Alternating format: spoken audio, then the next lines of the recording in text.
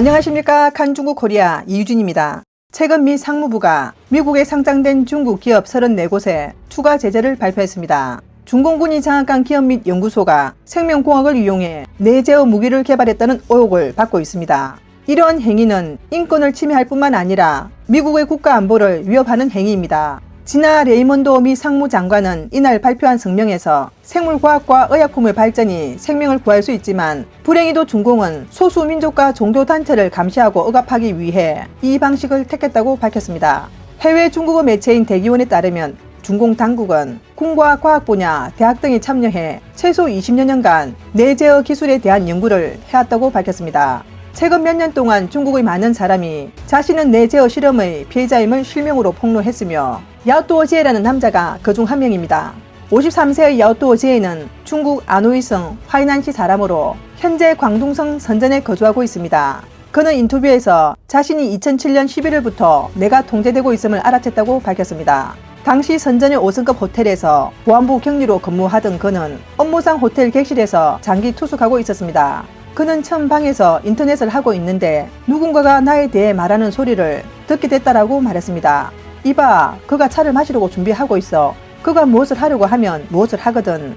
이런 소리가 들려와 호텔에서 내 방을 감시하고 있는 게 아닌가 생각했습니다. 그러나 확인 결과 아무 문제가 없었습니다.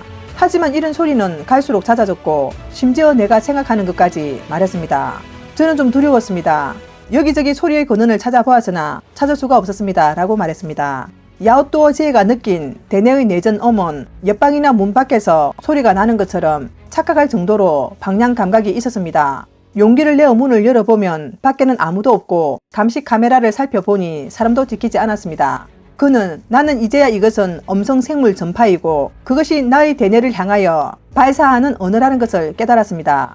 그러나 그 당시에는 잘 몰랐고 다른 사람이 내 앞에 있는 줄로 착각하였습니다. 또 그들은 밤에 나에 대해 나쁜 말을 하였고 나는 바로 창문과 출입문을 열고 그를 욕했습니다. 마치 그들이 벽 뒤에 숨어서 나를 욕하는 것 같아 쫓아나가 그들을 찾았으나 찾을 수가 없었습니다. 라고 말했습니다. 그뿐만 아니라 영상 교란에 시달려 눈을 감으면 실제 사람처럼 보이는 다양한 리얼리티 영상이 나타나고 눈을 뜨면 사라졌습니다. 엄성 영상 스토킹은 물론 흥분, 슬픔, 공포 감정까지 입력돼 거의 24시간 잠을 이루지 못했습니다. 한 번은 야오뚜오지에의 머릿속 전음이 그는 아직도 본인의 뇌가 제어당하고 있는 줄 모르고 있네 라는 소리가 들려 그는 곧바로 인터넷을 검색해보니 이미 중국에는 그와 같은 피해자가 많다는 사실을 알게 됐습니다. 뇌제어 무기의 존재는 관영 매체에서 보도한 바 있습니다. 그는 이런 뇌제어 무기의 실험은 중공 고위층이 승인한 것이 틀림없다라며 현재 중공 당국은 뇌제어 무기가 존재한다는 것은 공식적으로 인정하지만 민간인을 대상으로 뇌제어 무기를 실험하고 있다는 사실은 인정하지 않을 뿐이라고 했습니다.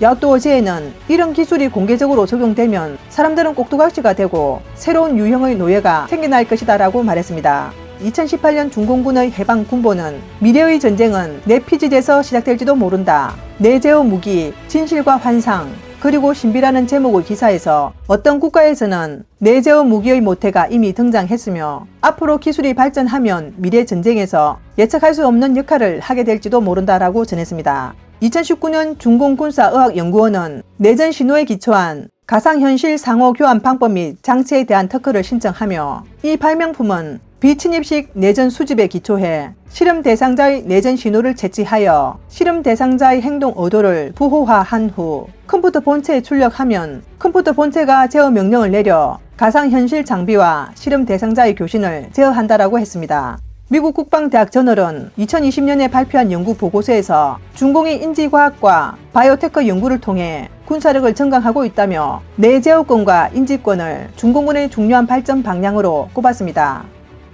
다음 뉴스입니다. 미 하원과 상원이 2022년 회계연도 국방수건 법안을 잇따라 통과시켰습니다.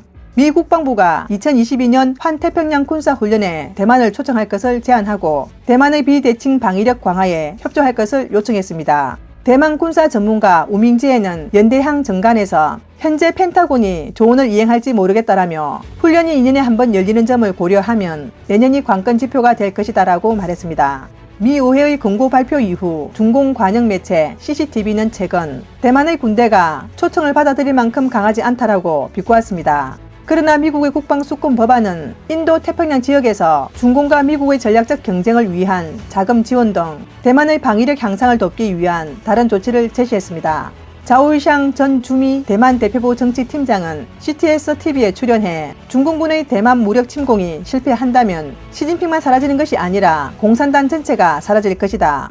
공산당은 이런 가능성을 수용할 수 없을 것이다 라며 또 미국의 가장 핵심적인 이익은 중공이 대만을 침공할 때 위험과 비용을 증가시키는 것이다 라고 말했습니다. 자오이샹은 현재 미국의 세 가지 우선순위를 첫째는 가장 중요한 부분인 대만의 자기 국방력 강화이며 미국과 대만 간의 군사 교류 및 군사 훈련을 지속해서 긴밀하게 하는 것을 포함한다. 둘째, 중국이 무력 범죄를 생각할 때 미국을 무시할 수 없도록 미국의 협약을 반드시 포함해야 하며 이는 상대적으로 대가와 리스크를 많이 증가시킬 것이다. 셋째, 중공은 호주, 일본 등 비슷한 생각을 하는 국가 요소도 고려해야 하는데 이는 대만에 대한 중공의 무력 범죄의 복잡성을 증가시킬 것이다 라고 했습니다. 시사평론가 저우샤오후이는 중공이 실제로 대만을 공격하면 중공의 멸망 속도가 더 빨라질 것이다 라고 지적한 바 있습니다. 군사력으로 볼 때 미군과 중공은 여러 면에서 실력 차이가 커 설령 중공군이 기선을 잡는다고 해도 결코 낙관적이지 않을 것입니다. 베이징의 경우 핵무기를 사용하려면 먼저 미국의 핵 공격과 천둥 작전을 감당할 수 있는지 미국의 참수 작전을 감당할 수 있는지를 먼저 따져봐야 합니다. 그리고 의심할 여지 없이 대만에 대한 중공의 공격은 대륙 국민의 원망을 들끓게 하고 사회에 더 많은 반발을 불러일으킬 것입니다. 오랫동안 내부적으로 이미 분열된 중공은 새로운 쿠데타가 일어날 가능성도 커지게 될 것입니다. 오늘의 뉴스는 여기까지입니다. 시청해주셔서 감사합니다.